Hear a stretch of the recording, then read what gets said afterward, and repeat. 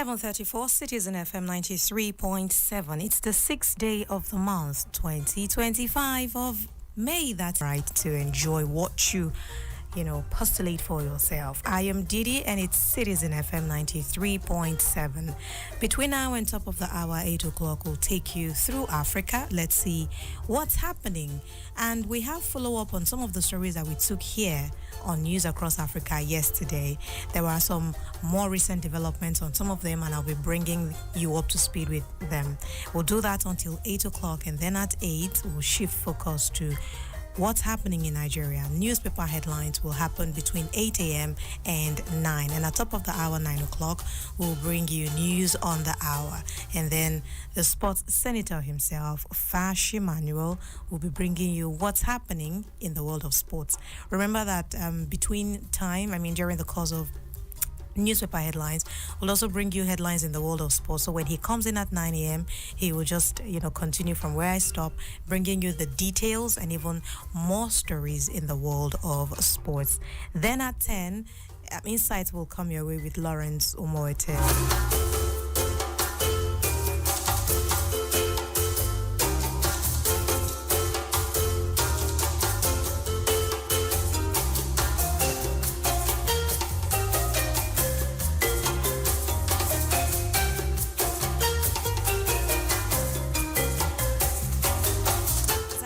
Earlier, some more recent developments on some of the headlines that we took earlier. One of the stories is yesterday, we remember I brought to you how that Sudan was accusing the United Arab Emirates of breaching the Geneva Convention by arming and funding the rebel paramilitary RSF in the Sudanese war. Did you follow me yesterday? That's why you need to keep tabs. Don't miss any day. Okay, well, that's the backstory. Sudan brought a case forward. They're accusing the UAE of funding RSF. UAE said it was not true, that they are not funding the RSF in the Sudanese civil war. Well, Sudan did not stop at just accusing. They took the case to the International Court of Justice.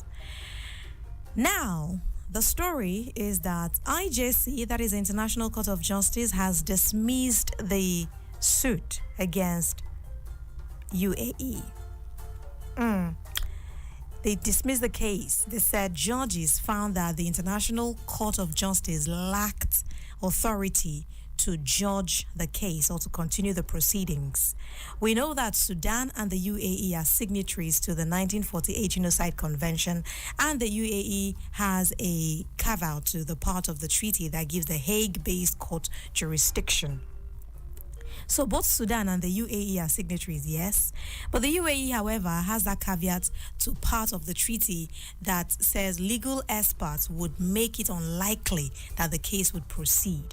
So far so good. The UAE has applauded the decision by the IJC to strike out the case. This is what they said. That's the UAE. They said the court's finding that it is without jurisdiction affirms that this case should have never been brought forward. That's what Raim Kaitat, who is a senior official at the UAE's Ministry of Foreign Affairs, told newsmen after the hearing. Cast your mind back. Last month it was that Sudan asked the International Court of Justice for several orders. Those orders are known as provisional measures, and they included telling the UAE to do all it could to prevent the killings and other crimes targeting the Masalit people in Sudan. Well, in a hearing last month, the UAE argued that the court had no jurisdiction, and so Sudan descended into a deadly conflict sometime in April of 2023, when we know that the tension between the military and rival paramilitary forces broke out in the capital of Khartoum, and then it spread to other regions. Now, this is what has been fermenting. This is what has been giving course for a lot of all of these rising issues. And the UAE has said, leave me out of this. I have no hand in what's going on in the UAE. And thankfully, IJC says they don't even have jurisdiction to hear the proceeding.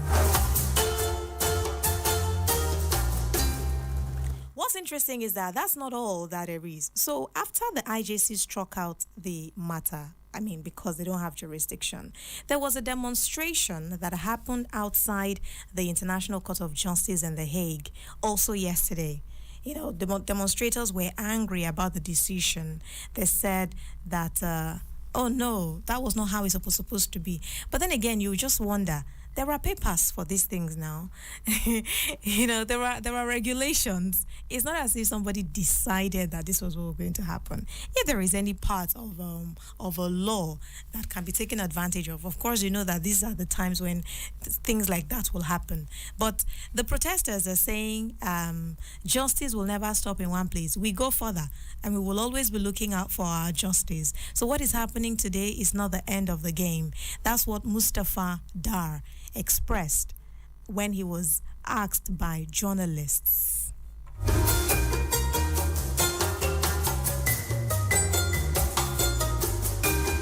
Just to reiterate, a senior UAE Foreign Affairs official, Rim Kaitat, who I quoted earlier, also told reporters that UAE bears no responsibility for the conflict that is going on in Sudan. On the contrary, the atrocities committed by the warring parties are well documented. So if you want reference, they exist. You can go and see the papers. Well, from Sudan, let's head on to Congo, where we're hearing that Congo and Rwanda are now talking about peace talks once again. Because you know that, if you follow me here on News from Across Africa, I bring you, update on these stories. There's been back and forth. Congo, Rwanda. Today they say they want to have, talks. They're going to be peace talks. And then something happens and it just doesn't see the light of day. Anyway, there's another one now. There is a draft proposal that has been submitted. And so they're working towards having that peace talk. Both countries have submitted the draft peace proposal as part of a U.S.-led initiative that is aimed at ending the ongoing conflict in the Eastern Congo. Well, Donald Trump's senior advisor for Africa and the Middle East, Massad Bolos, announced that they have received the draft from both nations, and he called it an important step towards peace. If you also remember here, I brought you the story of how that this conflict has escalated, in fact, this year, when the accused Rwanda-backed M23 rebels seized key cities. Bukavu is one of them, Goma is one of them. In fact, that happened about 2 months ago, and the fighting has resulted in approximately 7,000 people dying, and over 7 million people have been displaced since the crisis started. And of course, it has exacerbated one of the world's largest humanitarian crises. I brought to you, sound bites of the United Nations representative speaking very passionately about what is going on in Congo and other parts of the world as it concerns humanitarian crisis.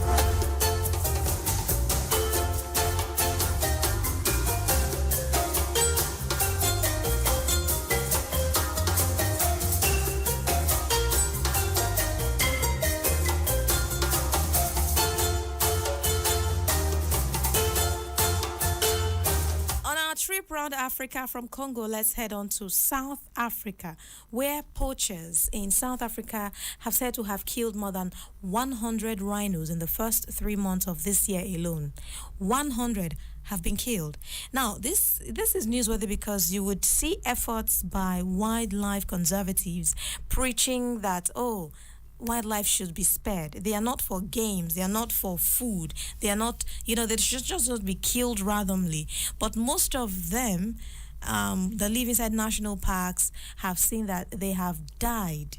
South African Environment Minister Dion George announced the figures yesterday and said that of the 103 rhinos that have been killed between January 1 and March 31, 65 were poached in national parks, and the average of more than one rhino killed a day is in line with last year's count, and is even a stark reminder of the relentless threats to our wildlife numbers. That's what John George said. John George is South African Environment Minister. Just so you know, South Africa has the largest rhino population in the world, and it is estimated to be about 16,000 to 18,000 animals, according to Conservation Group, and that includes black and white rhinos.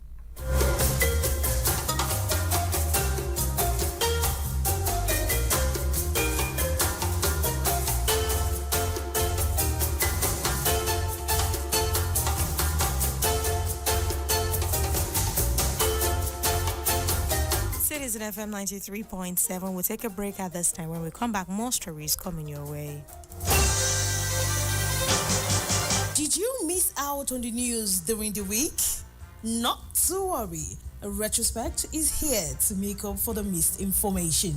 Retrospect is a complete package of all the major news headlines that made the airwaves from Sunday to Saturday. Join me, Esther Musu, on the program Retrospect on Citizen 93.7 FM Abuja every Sunday at 6 p.m. Retrospect. We keep you informed.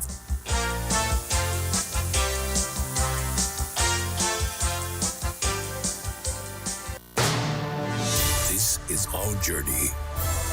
We've had our finest moments and our darkest hours. Yet we pull ourselves back from the brink every time. We are a resilient people. We are Nigeria. And when we talk, we share our views on Talk Radio 93.7, Citizen FM. A people united will never be defeated.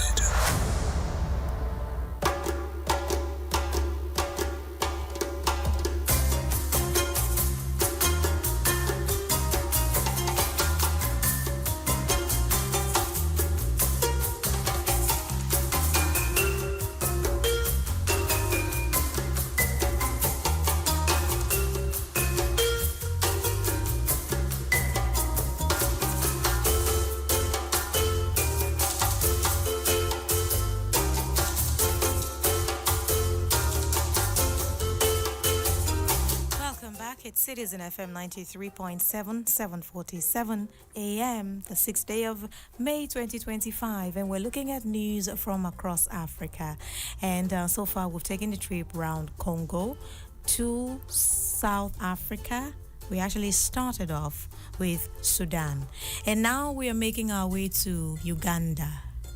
So, I remember some time ago I brought the story here on News Across Africa how that there was a Ugandan opposition activist that was said to was missing during a time, and there was a call that if found should be reported. Anyway, the son of the president said he was holding this missing Ugandan opposition activist in his basement, and he was brought to court limping yesterday.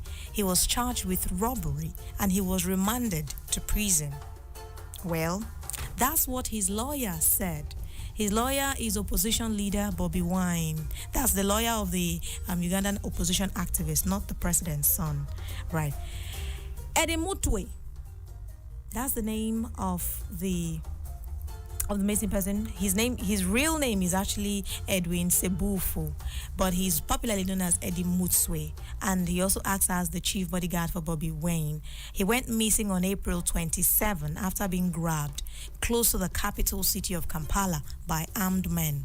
According to his party, that's what his party said. The party said that he was grabbed close to the city capital by armed men, and it was reported by the National Unity Platform.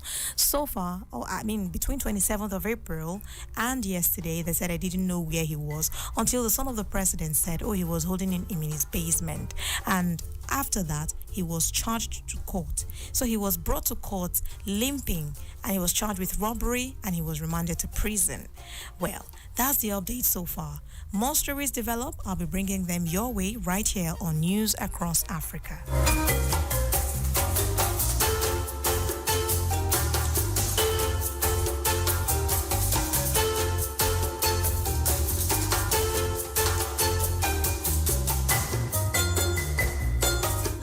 North for a bit and then pan things down to West Africa, and we call it a wrap.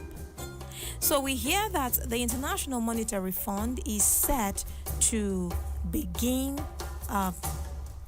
Yes, that the International Monetary Fund is set to begin the fifth review of Egypt's economic program this week.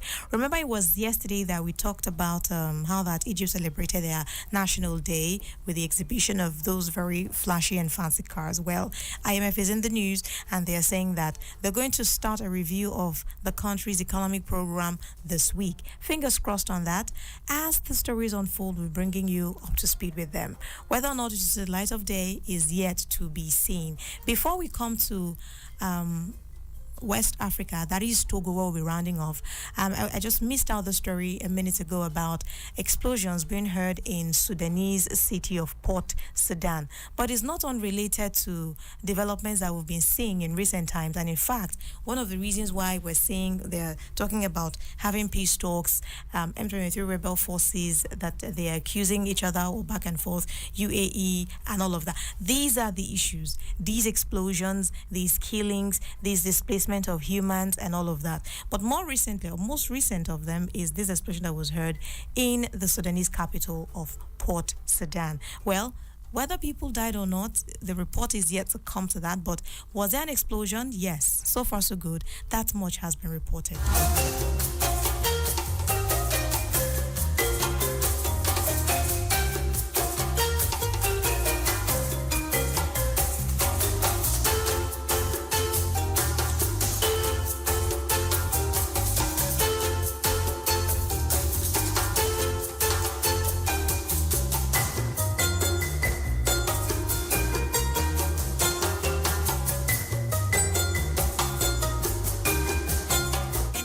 Pop-up we take a look at very quickly before we come to Togo. The news from Togo just decided that it wants to be the last for the day, and that's fine.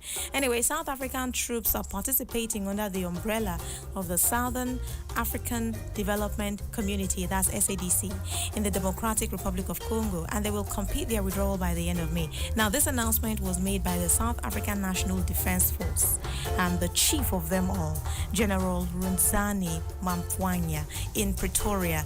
And he's also confirmed that a total of 13 trucks carrying 57 soldiers had already departed for the mission. That's the SADC mission troops that would complete withdrawal from DRC by the end of the month of May. That's just this month in sight. The SADC troops also include those from Tanzania and Malawi, and they had begun moving out from DRC earlier last week, and they had traveled through neighboring Rwanda to Tanzania, and they flew home from there. 14 South Africans and 3 Malawian soldiers were killed during a fight with the M23 rebels in January. That story, we also reported it here on News Across Africa. Anyway, the Southern African Regional Body has decided that in March that it will end its peacekeeping mission early and will bring the troops back home because a lot of damage has been recorded so far. To that news from Togo, Togolese leader has gotten a new role, and that has caused a stir in the politics of the Togolese government. Because what's the problem is not that he got a new role, it is that the role does not have a term limit. So nobody knows if he's going to be serving for 50 years or for 2 years or for 10 years. And opposition leaders are calling it a coup. They're saying, how do we fold our arms and see this happen?